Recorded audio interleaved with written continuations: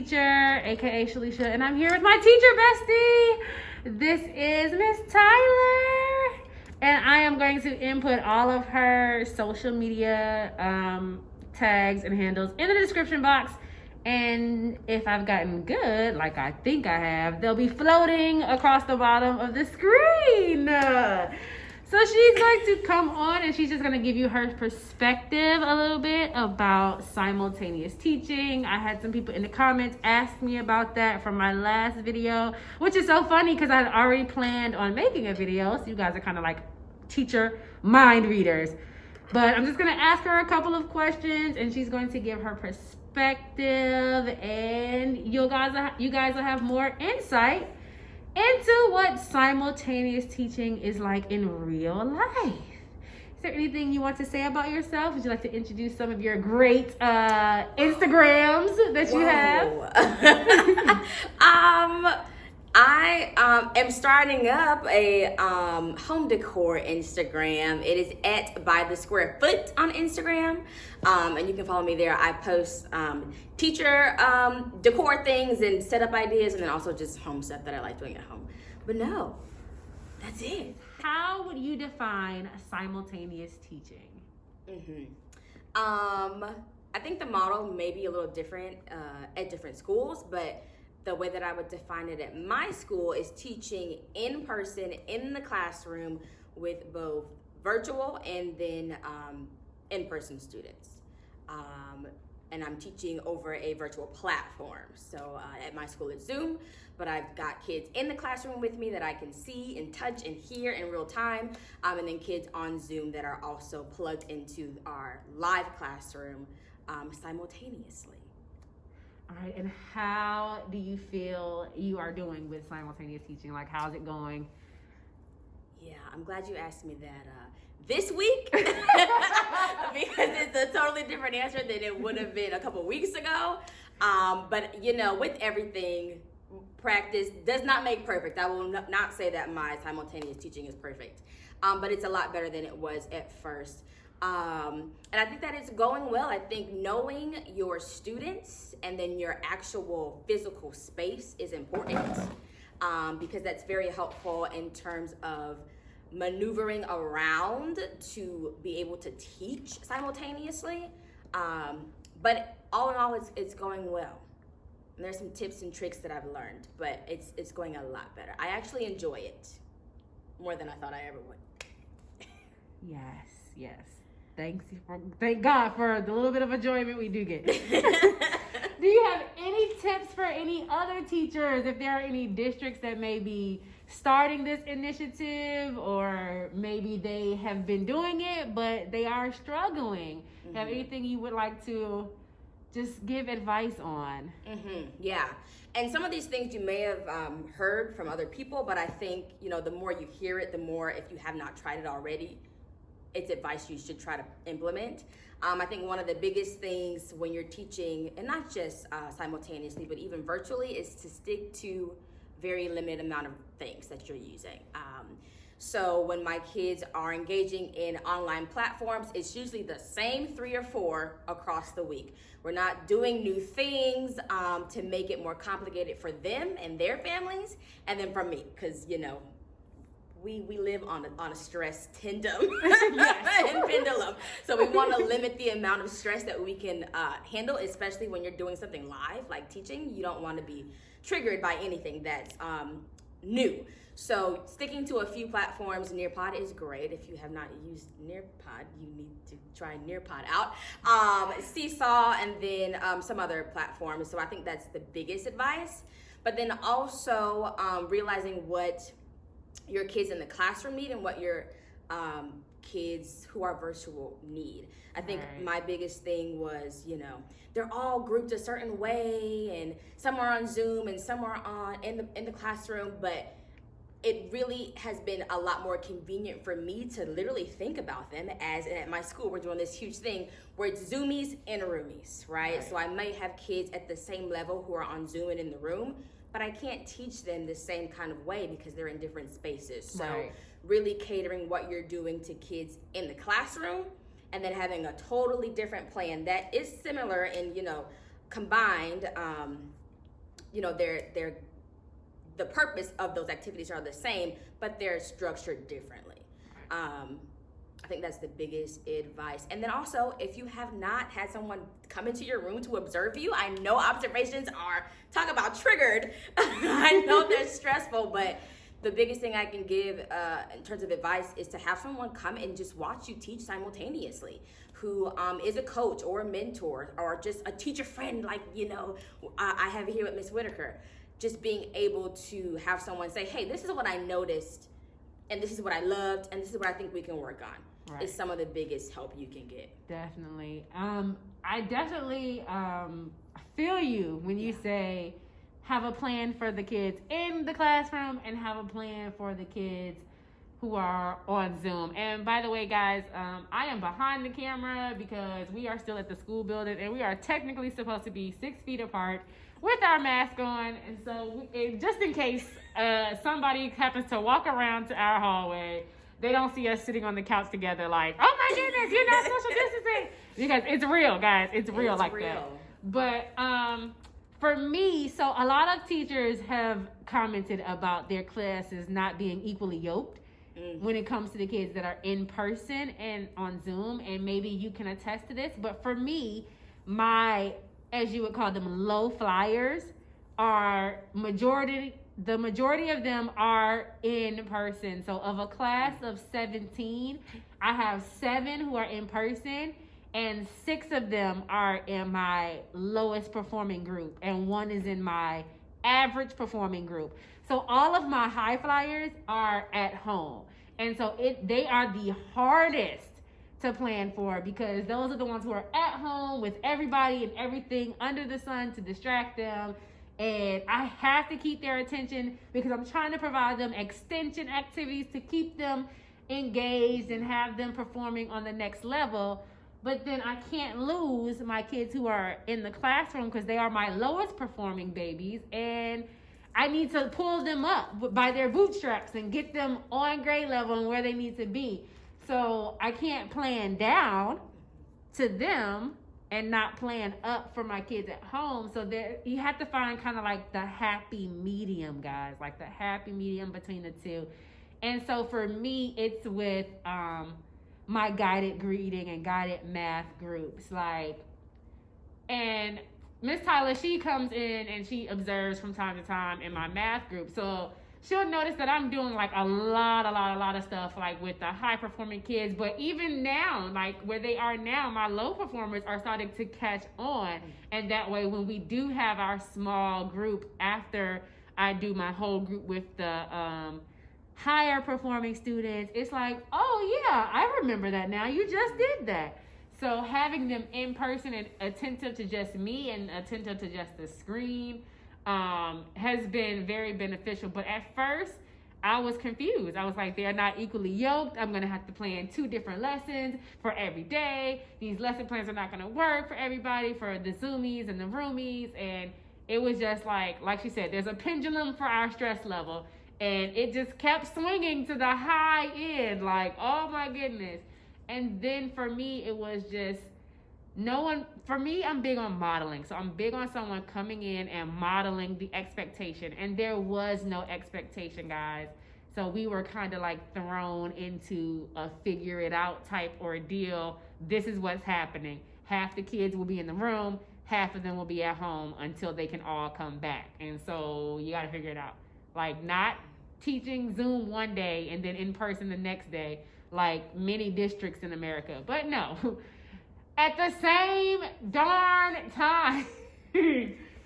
So it was just like, it's easier now than it was originally. Mm-hmm. And another thing is technology, like you were saying, keeping the things to a minimum. Guys, Nearpod. Like if your district does not do Nearpod, or if you are an aspiring teacher watching this, when you get that teaching, when you have those interviews, ask them, do you use Nearpod? If they say no, that ain't the district for you, boo-boo. That ain't the school for you. Because Nearpod is a godsend. Mm-hmm. Like, I was using it before COVID when I was teaching strictly math. Nearpod is a godsend. But yeah, keeping the technology apps and things like that, the programs to a minimum, especially the younger they are. So Tyler and I are in the K2 content band, and so their attention spans are still being developed. Yeah. So we can't have, oh, we're on Nearpod for 20 minutes, then we're on Seesaw, then we on Flipgrid, then we back to Nearpod, then we doing whiteboard.chat. Like, all these things are great. But for the older kids who can maneuver those by themselves, because when you think about it, when we were completely virtual, we weren't teaching the kids how to use these apps. We were teaching their parents how to get them onto the app so they could complete their work. So it's like, do you really want to have to go through that with every new app that they provide you with? But what views do you have on the technology that has been provided to us? That's a good question. So, besides Zoom being a great platform, I've actually seen teachers teaching on different virtual platforms, and I don't know how they do that. But Zoom is superior, I think. Just the features that the kids get to learn about and that you get to use, the chat box and the annotation, all that stuff I use every day. But then also, if you're working off of your work device, your laptop or whatever it is, for one, it's not realistic if you're teaching simultaneously to carry it around with you. I don't know who would be able to do that. And maybe on a cart, but even so, with desks spread apart for social distancing, it's just such a hassle.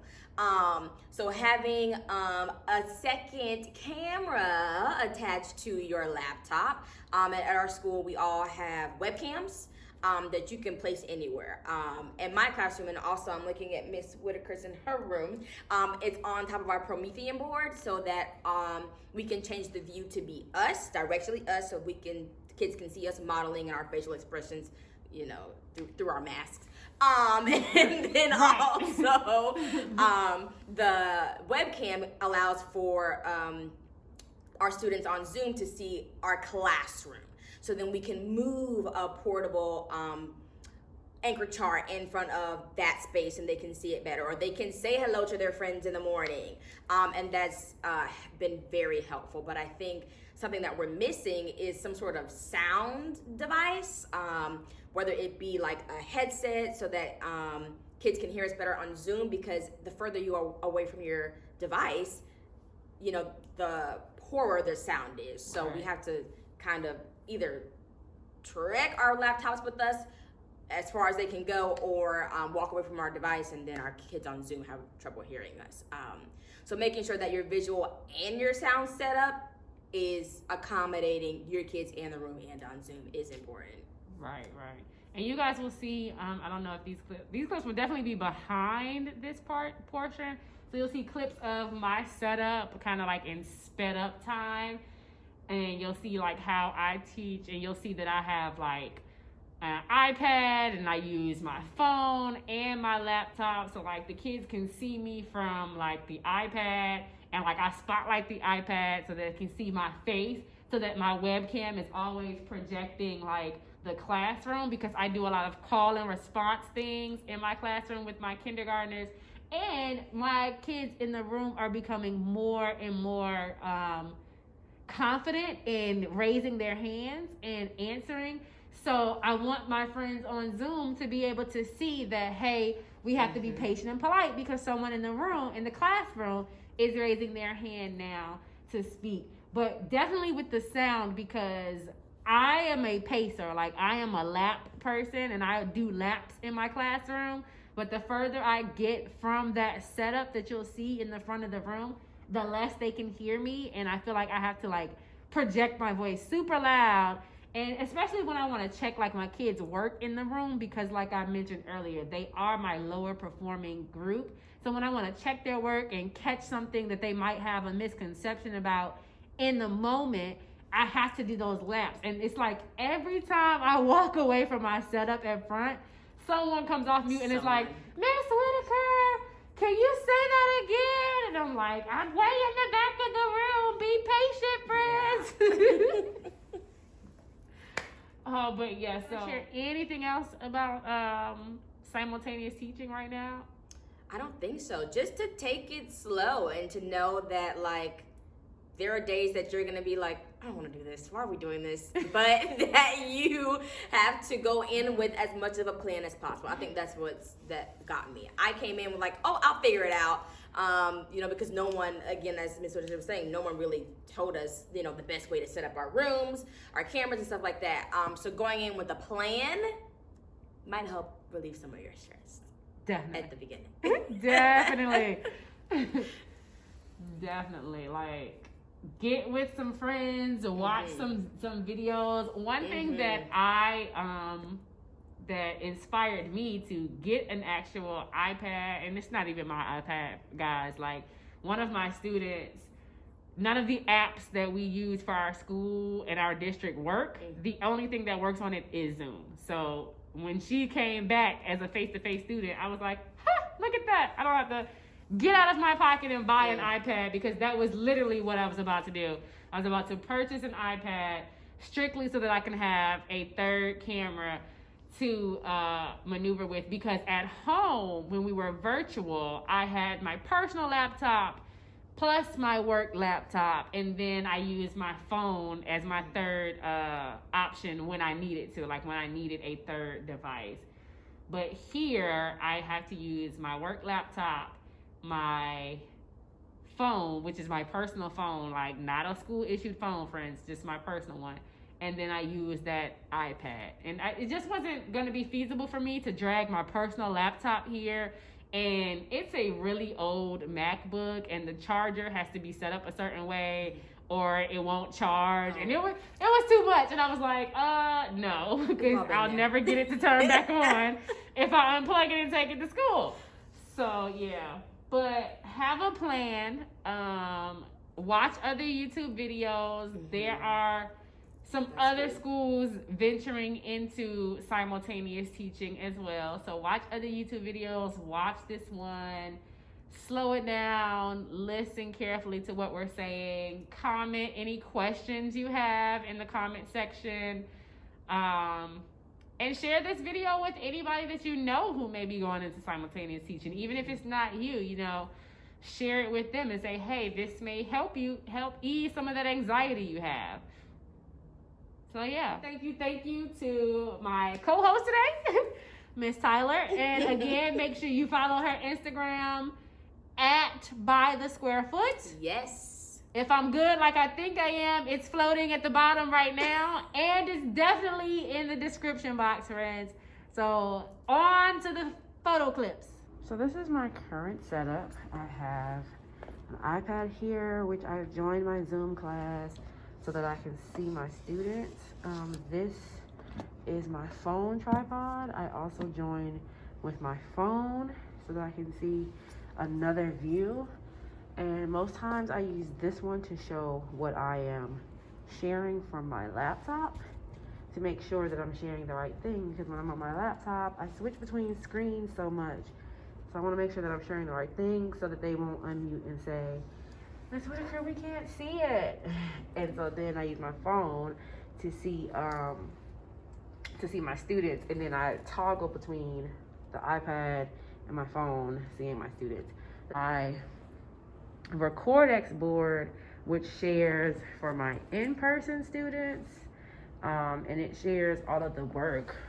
We are currently using like Google Slides for all of our subjects, so we just go in and add, so like this is our SEL slide, and we add like little links to each of the little icons. Then we have morning meeting, which is when we do our math, and so then this is the link for my morning meeting PowerPoint, so everything's embedded. Then we have our phonics slide, and I don't use all of these like little icons that are around it.